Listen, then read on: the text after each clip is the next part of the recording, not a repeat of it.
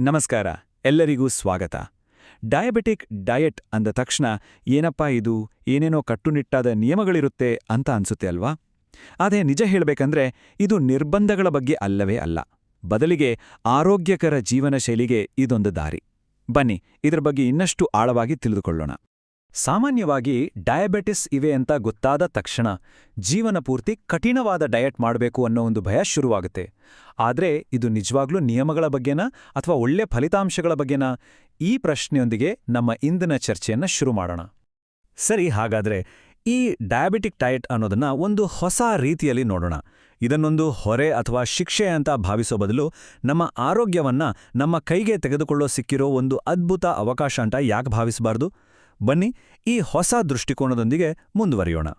ಸರಳವಾಗಿ ಹೇಳೋದಾದ್ರೆ ಈ ಡಯಟ್ ಪ್ಲಾನ್ನ ಮುಖ್ಯ ಉದ್ದೇಶ ನಾವು ಏನನ್ನ ತಿನ್ಬಾರ್ದು ಅನ್ನೋದಕ್ಕಿಂತ ಹೆಚ್ಚಾಗಿ ನಮ್ಮ ದೇಹಕ್ಕೆ ಸ್ಥಿರವಾದ ಶಕ್ತಿಯನ್ನ ಹೇಗೆ ಒದಗಿಸೋದು ಅನ್ನೋದ್ರ ಮೇಲೆ ಗಮನ ಹರಿಸತ್ತೆ. ಅಂದ್ರೆ ಬ್ಲಡ್ ಶುಗರ್ ಲೆವೆಲ್ಸ್ ಸಡನ್ನಾಗಿ ಹೆಚ್ಚು ಕಡಿಮೆ ಆಗದ ಹಾಗೆ ದಿನವಿಡೀ ಬ್ಯಾಲೆನ್ಸ್ ಮಾಡೋದು. ಸರಿ, ಈಗ ಅಸಲಿ ವಿಷಯಕ್ಕೆ ಬರೋಣ. ಯಾವ ಆಹಾರಗಳನ್ನ ತಿನ್ಬೇಕು, ಯಾವುದನ್ನ ಬಿಡಬೇಕು? ಈ ಪಟ್ಟಿಯನ್ನ ನೋಡಿದ್ರೆ ಅಬ್ಬಾ, ಇದು ಇಷ್ಟೊಂದು ಸಿಂಪಲ್ ಆಗಿದೆಯಾ ಅಂತ ಖಂಡಿತ ಅನ್ಸುತ್ತೆ. ಇಲ್ಲಿ ನೋಡಿ, ಎರಡು ಸ್ಪಷ್ಟವಾದ ಭಾಗಗಳಿವೆ.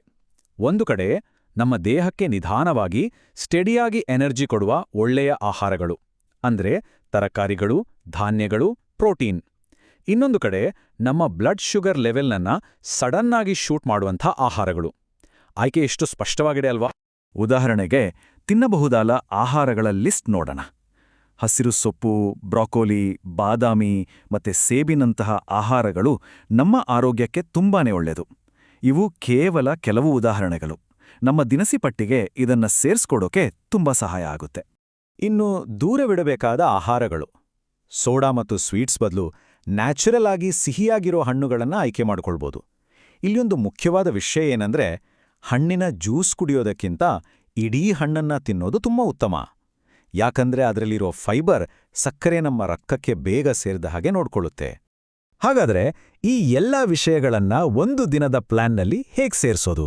ಬನ್ನಿ ಒಂದು ಸ್ಯಾಂಪಲ್ ಪ್ಲಾನ್ ನೋಡಿದ್ರೆ ಇದು ಹೇಗೆ ಕೆಲಸ ಮಾಡುತ್ತೆ ಅಂತ ಸ್ಪಷ್ಟವಾಗಿ ಅರ್ಥ ಆಗುತ್ತೆ. ಒಂದು ದಿನದ ಪ್ಲಾನ್ ಅಂದ್ರೆ ಬರೀ 3 ಹೊತ್ತು ಊಟ ಅಲ್ಲ. ಇಲ್ಲಿ ನೋಡಿ, ಬ್ರೇಕ್ಫಾಸ್ಟ್, ಲಂಚ್, ಡಿನ್ನರ್ ಮಧ್ಯೆ ಸಣ್ಣ ಸಣ್ಣ ಸ್ನ್ಯಾಕ್ಸ್ ಸೇರಿಸೋದ್ರಿಂದ ನಮ್ಮ ಎನರ್ಜಿ ಲೆವೆಲ್ ಡ್ರಾಪ್ ಆಗಲ್ಲ, ಮತ್ತೆ ಬ್ಲಡ್ ಶುಗರ್ ಲೆವೆಲ್ ಕೂಡ ಕಂಟ್ರೋಲ್ನಲ್ಲಿರುತ್ತೆ.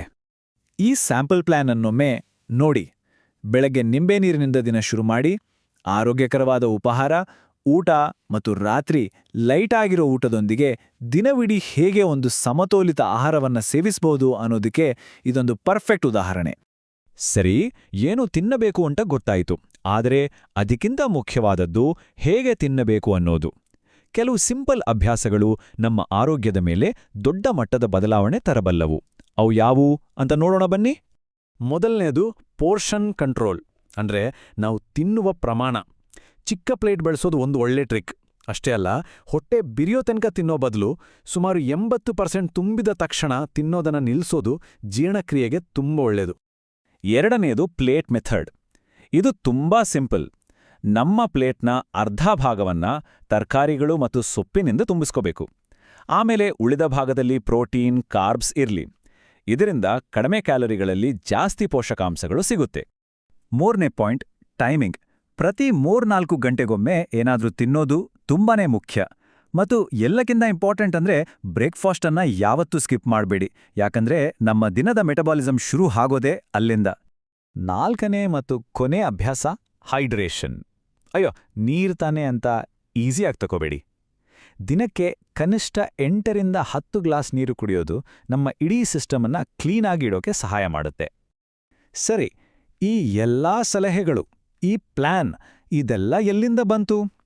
ಇದೆಲ್ಲದರ ಹಿಂದೆ ಅರ್ಕ ಅನುಗ್ರಹ ಆಸ್ಪತ್ರೆಯಂತಹ ಪ್ರತಿಷ್ಠಿತ ಸಂಸ್ಥೆಗಳ ತಜ್ಞರ ಅಪಾರ ಅನುಭವ ಮತ್ತು ಜ್ಞಾನವಿದೆ. ಅವರ ಧ್ಯೇಯವಾಕ್ಯವೇ ಕರುಣೆಯ ಆರೈಕೆಯೊಂದಿಗೆ ಆಧುನಿಕ ಚಿಕಿತ್ಸೆ. ಅಂದ್ರೆ ಬರೀ ಟ್ರೀಟ್ಮೆಂಟ್ ಕೊಡೋದಲ್ಲ, ಬದಲಿಗೆ ಪ್ರೀತಿಯಿಂದ, ಕಾಳಜಿಯಿಂದ ನೋಡ್ಕೊಳ್ಳೋದು. ಈ ಡಯಟ್ ಪ್ಲಾನ್ ಕೂಡ ಅದೇ ಫಿಲಾಸಫಿಯ ಒಂದು ಭಾಗವಾಗಿದೆ. ಸುಮ್ಮನೆ ಅಲ್ಲ, 30 ವರ್ಷಕ್ಕೂ ಹೆಚ್ಚಿನ ಅನುಭವದ ಬೆಂಬಲ ಇದರ ಹಿಂದಿದೆ. ವೈದ್ಯಕೀಯ ಜ್ಞಾನ ಮತ್ತು ಅಪಾರ ಅನುಭವ ಒಟ್ಟಿಗೆ ಸೇರಿದಾಗ ಸಿಗುವ ಫಲಿತಾಂಶವೇ ಬೇರೆ ಅಲ್ವಾ? ಅಂದ್ರೆ ಇದು ಬರೀ ಡಯಟ್ ಬಗ್ಗೆ ಮಾತ್ರ ಅಲ್ಲ, ಇಲ್ಲಿ ಪರಿಣಿತ ಸರ್ಜನ್ಗಳಿರ್ತಾರೆ, ಸಮಗ್ರವಾದ ಆರೈಕೆ ಸಿಗತ್ತೆ, ಮತ್ತೆ ಪ್ರತಿಯೊಬ್ಬರಿಗೂ ಅವರ ದೇಹಕ್ಕೆ ತಕ್ಕಂತೆ ಪೌಷ್ಟಿಕಾಂಶದ ಸಲಹೆಗಳನ್ನ ಕೊಡ್ತಾರೆ. ಇದೊಂದು ಸಂಪೂರ್ಣ ಆರೋಗ್ಯದ ದೃಷ್ಟಿಕೋನ.